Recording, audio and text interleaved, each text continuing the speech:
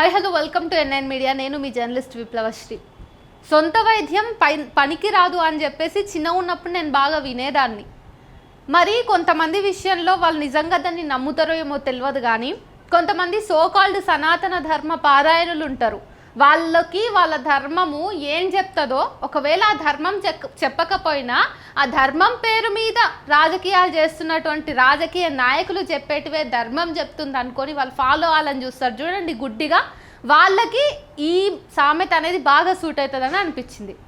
అయితే 2-3 రోజుల కింద ఒక వీడియో బాగా వైరల్ అయింది సోషల్ మీడియాలో, ముఖ్యంగా ట్విట్టర్ ఇంకా ఫేస్బుక్లో. ఆ వీడియోలో ఏంటంటే ఒక క్లాస్ రూమ్లో స్వయానా ప్రిన్సిపలే, లా కాలేజ్కి ప్రిన్సిపల్ అయినటువంటి ఒక ప్రిన్సిపల్ హోదాలో ఉన్నటువంటి మహిళ ఆవు పెండను తెచ్చి గదంతా రుద్దుతున్నదన్నమాట.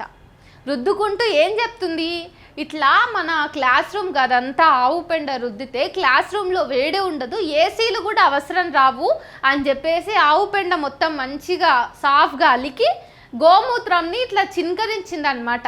అయితే ఇక్కడ ఇంకొక విషయం, ఆమె ఆ పని చేసినప్పుడు మీడియాని కూడా పిలుచుకుంది.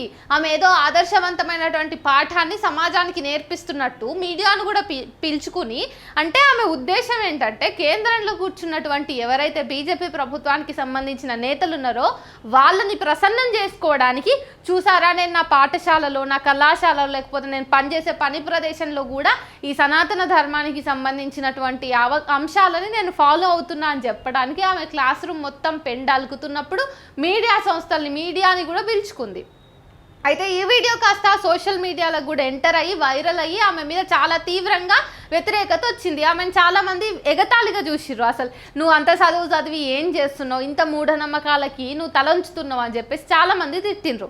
అయితే నిన్న ఇంకా కొన్ని వీడియోస్ సర్క్యులేట్ అవుతున్నాయి. అందులో ముఖ్యంగా ఏంటంటే ఢిల్లీ యూనివర్సిటీకి సంబంధించిన లక్ష్మీబాయి కాలేజ్కి చెందినటువంటి స్టూడెంట్ యూనియన్ లీడర్స్ ఎవరైతే ఉన్నారో అందులో ముఖ్యంగా రోనక్ అనేటటువంటి ఒక స్టూడెంట్ యూనియన్ లీడర్ ఆ ప్రిన్సిపల్ గదికి వెళ్ళి, నిజమే మాకు మాత్రమే ఏసీ ఉంటే ఎందుకు, మీకు కూడా ఉండాలి కదా అని చెప్పేసి మొత్తం పెండ తెచ్చి ఆమె ప్రిన్సిపల్ గదంతా అలికిండు. అప్పుడు ఆమె అట్లెట్లా అలకాలని ట్రై చేసిర్రు. అట్లెట్లా అలుకుతారు అది ఇది అంటే, మరి మాకేనా చల్లదనం, మీకు వద్దా, న్యాచురల్గా వద్దా మీకు అని చెప్పేసి విద్యార్థులు గదంతా కూడా అలికి పూసిండ్రు అనమాట.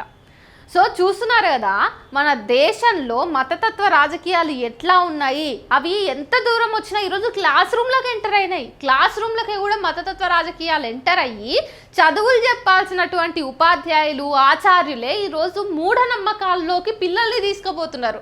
Direct way to superstitions. ఇంకా సో ఒక తరగతి గదిలో జరగాల్సిన అంశాలు ఇవా, ఆ విద్యార్థులు మాత్రం టిట్ ఫర్ టాట్, దెబ్బకి దెబ్బ భలే పని చేసిర్రు. ఆమె చూడండి మరి క్లాస్ రూమ్లో వచ్చి మొత్తం పెండ అలికి పూస్తుంటే ఎవరేమనొద్దంట, దాన్ని చాలా గర్వంగా ఆమె ఎగ్జిబిట్ చేసుకుంది. అదే పిల్లలు అదే చర్యని ఆమె రూమ్లో చేస్తే మాత్రం వద్దంట. సో సొంత వైద్యం పనికిరాదా అంటే ఆ రూమ్ ఆమె గదిలో అలికితే ఆమెకు చల్లదనం రాదా? సో ఎంత పిచ్చోళ్ళని చేస్తుంది బీజేపీ ప్రభుత్వం వచ్చిన తర్వాత. బీజేపీ ప్రభుత్వాన్ని మీరు ప్రసన్నం చేసుకోవాలంటే ఏం చేయాల్సిన అవసరం లేదండి. బీజేపీ ప్రభుత్వం స్ప్రెడ్ చేస్తున్నటువంటి ఫేక్ వార్తల్ని మనము పోస్ట్ చేయడం కానీ, వాళ్ళు చెప్తున్నది వాళ్ళు తానా అంటే మనం తందానా అనుడు కానీ, లేకపోతే వాళ్ళు గోవుకి సంబంధించినటువంటి ప్రోడక్ట్స్ని మనము ఓన్ చేసుకొని వాటిని వాడడం కానీ చేస్తే సరిపోతుంది. బీజేపీ ప్రభుత్వం దెబ్బకి దిగొస్తుంది, మనకు కావాల్సినటువంటి ప్రమోషన్స్ని ఇస్తుంది అనేటటువంటి విషయాన్ని మనం ఇక్కడ అర్థం చేసుకోవచ్చు. So simple.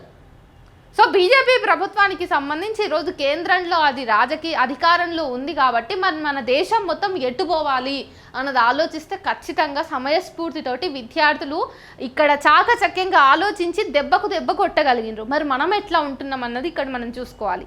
సో ఈరోజు మతతత్వ రాజకీయాలకి సంబంధించి పేటరేగిపోతున్నటువంటి మూఢనమ్మకాలని మనం దూరం చేసుకోకపోతే, తెలివిగా సైంటిఫిక్ టెంపర్మెంట్ని పెంచుకోకపోతే చాలా చేదనుభవాల్ని ఎదుర్కొనాల్సి వస్తుంది ముందు.